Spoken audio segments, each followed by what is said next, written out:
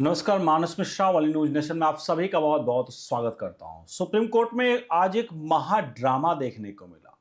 ये महाड्रामा आपको लगेगा कि हिंदुस्तान में जो गंगा जमुना तहजीब है उस लिए ये ड्रामा एक तौर पे आप लोगों का बहुत अच्छा था, लेकिन इस ड्रामे के तहत Chief Justice of India Justice Suryakant को All India Muslim Personal Law Board ने चैलेंज किया। और जब पूरा आप मामला समझेंगे तो आपको समझ में आएगा कि आखिरकार वक्फ बोर्ड को लेकर के ये पूरा का पूरा खेल और षड्यंत्र के तहत ये पूरी याचिका, इंटरवेंशन याचिका पहुंचती है। दिखाएंगे पूरी खबर।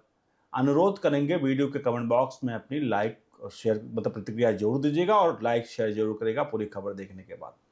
पहले हम आपको मामले को समझाते हैं, क्योंकि मामला बड़ा ही ऐसा लगेगा कि आखिरकार ये मामला किसका था और कौन था। और एक कहावत है, बेगानी शादी में अब्दुल्ला दीवाना।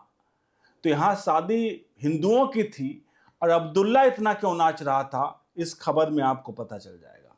असल में मामला था, एक याचिका डाली गई थी, आपको याद होगा, सबरीमाला को लेकर के। सबरीमाला में जो महिलाओं को प्रवेश के लेकर के था, जिसमें 10 साल से 50 साल की महिलाओं को प्रवेश वर्जित था। 2018 में इस पर फैसला आया, जिसमें साफ तौर पे कहा गया कि जो सबरीमाला में महिलाओं को है, सुप्रीम कोर्ट ने आदेश दिया कि महिलाओं को वहां पर जाना चाहिए, रोकना नहीं चाहिए।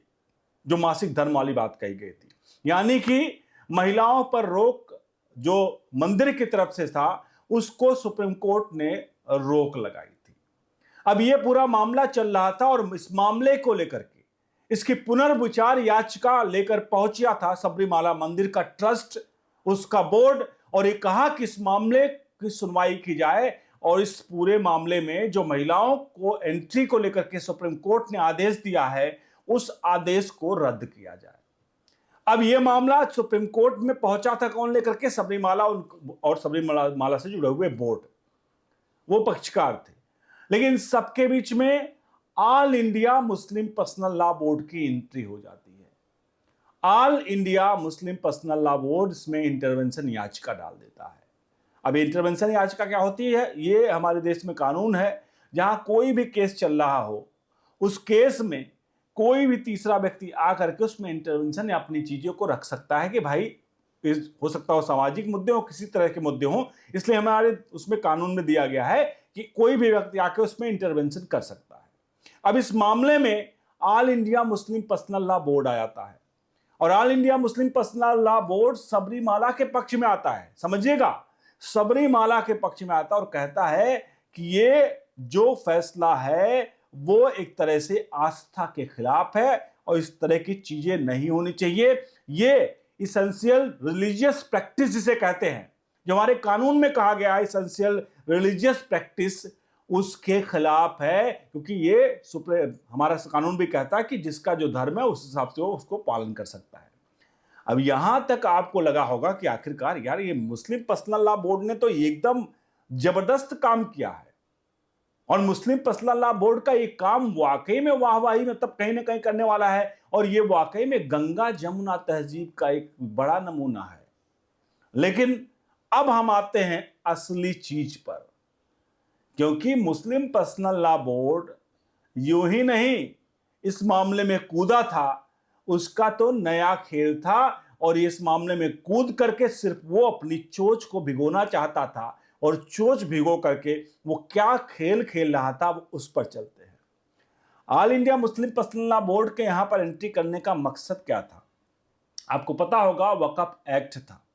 जिस वक्फ एक्ट में, यानी वक्फ अधिनियम में एक फैसला आया था हाल फिलहाल में, जिसमें यह कहा गया कि मुस्लिम पर्सनल लॉ बोर्ड को केंद्र सरकार ने कहा कि इस पूरे मामले में जो कहा जा रहा है कि वक्फ की जारी संपत्तियां हैं, दान की जारी संपत्तियां हैं, वो धार्मिक कोई वो नहीं है। और उसे लेकर के वक्फ बोर्ड में जो दान की गई, लोग कह रहे हैं कि ये दान होता है, तो कहे हर धर्म में होता है, इसलिए सिर्फ मुस्लिम धर्म में नहीं कहा जा सकता है। और वक्फ में जो दान करने वाले लाइन थी, उसको लेकर के कहीं ना कहीं जो है केंद्र सरकार ने वो बड़ा झटका लगा था मुस्लिम पर्सनल लॉ बोर्ड को, वक्फ बोर्ड पर। इसीलिए इसीलिए मुस्लिम पर्सनल लॉ बोर्ड यहां पहुंचा और वो कहा कि एसेंशियल रिलीजियस प्रैक्टिस के नाम पर वो सीधे तौर पर अपनी चोच यहां पर भिगोया, लेकिन असल में उसका मेन मकसद था कि मुस्लिम जो ऑल इंडिया जो ये बात करें वक्फ बोर्ड जो था, इस वक्फ बोर्ड को जो उसके जितने प्रावधान थे वो उसको रिस्टोर किए जाएं, क्योंकि वो उनकी धार्मिक मान्यता से जुड़ा हुआ है।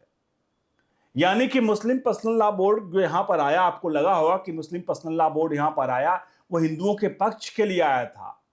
असल में वो हिंदुओं के पक्ष के लिए नहीं आया था। उसको चाहिए था कि यहां पर जैसे ही फैसला आएगा वैसे ही वो उस फैसले को अपना बेंचमार्क मार करके सीधे तौर पर वक्फ बोर्ड का जो कानून अधिनियम है उसको पलटवा देगा।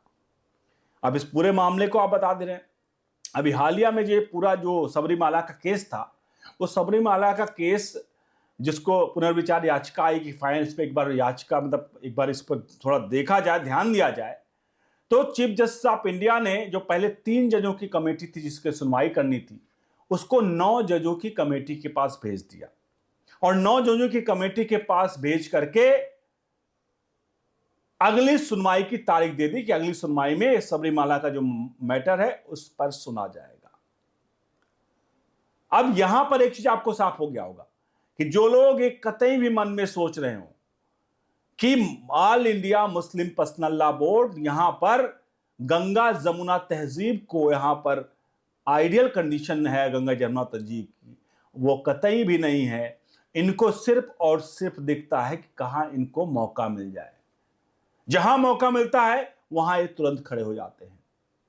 आपको पता होगा शाहीन बाग में ये तिरंगा और संविधान लेकर घूम रहे थे, और तिरंगा और संविधान का ये तभी तक ये लोग तिरंगे और संविधान की बात करते हैं जब तक ये तिरंगे और संविधान से इनका कोई फायदा नहीं होता है। और जैसे ही तिरंगा संविधान पर फायदा और उसका बात आए, जैसे इनसे पूछा जाए कि आपके सामने अगर कुरान रख दिया जाए और दूसरी तरफ आपके सामने रख दिया जाए हमारा संविधान, तो आप किसको पहले मानेंगे, किसको पहले पकड़ेंगे? तो ये कहेंगे दोनों अलग अलग हैं। तब ये कहते हैं दोनों अलग अलग है और कहते हैं ना ना हम कतई नहीं कह सकते कि संविधान, ये हमेशा कहते हैं कि हम शरीयत के हिसाब से देश चलेगा, ये अपने कुरान के हिसाब से देश चलाएंगे।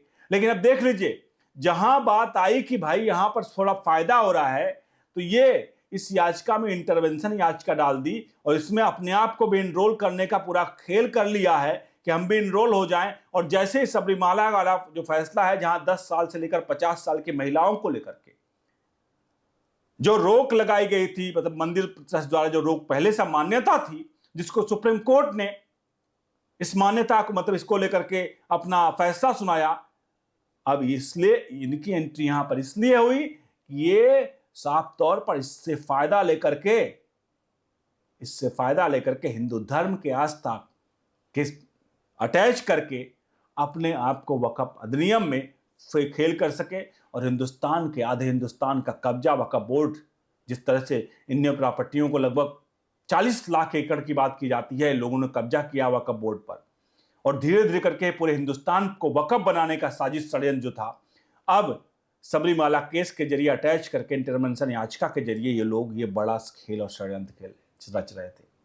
आप सभी बताइए कि आखिरकार बेगानी शादी में जो अब्दुल्ला दीवाना था, उस अब्दुल्ला के बारे में दो शब्द जरूर रखिए। मैं किसी धर्म के नाम पर या किसी को लेकर के नहीं कह रहा हूं, मेरा सिर्फ मकसद इतना ही है कि आखिरकार जो लोग कहते हैं गंगा जमुना तहजीब, तो ऐसी गंगा जमुना तहजीब तब भी देखने को क्यों मिलती है जब एक खास धर्म के लोगों को अपना फायदा दिखता है, तभी वो गंगा जमुना तहजीब में आते हैं। लेकिन वहीं जब दिल्ली में एक व्यक्ति बच्चे के हाथ से रंग छूट जाता है या वो बच्चा कुछ भी हो, मान लीजिए उसने फेंक ही दिया एक गुब्बारा उनके ऊपर, तो उसके छींटे पड़ गए, तो वहां पर गंगा जमुना तहजीब नहीं होती, वहां घुस करके उस परिवार के एक बेटे को मार दिया और वहां पर इंटरवेंशन याचिका, ऐसी चीजें नहीं आती हैं। आप सभी से अनुरोध है इस पूरी वीडियो को अपनी राय प्रतिक्रिया जरूर दीजिएगा। फिलहाल इस पर फैसला आना बाकी है। 9 जजों की खंडपीठ इस पर सुनवाई की गई है। चीफ जस्टिस ऑफ इंडिया को चैलेंज किया गया कि आप ऐसे फैसले नहीं ले सकते हैं इस साफ तौर पर मुस्लिम पर्सनल लॉ बोर्ड द्वारा कहा गया है कि आप धार्मिक मान्यताओं में किसी के आप इंटरवेंशन इस तरह से नहीं कर सकते हैं। आपसे अनुरोध है, वीडियो को लाइक शेयर जरूर करिए। बने रहिए न्यूज़ नेशन के साथ। बहुत बहुत धन्यवाद।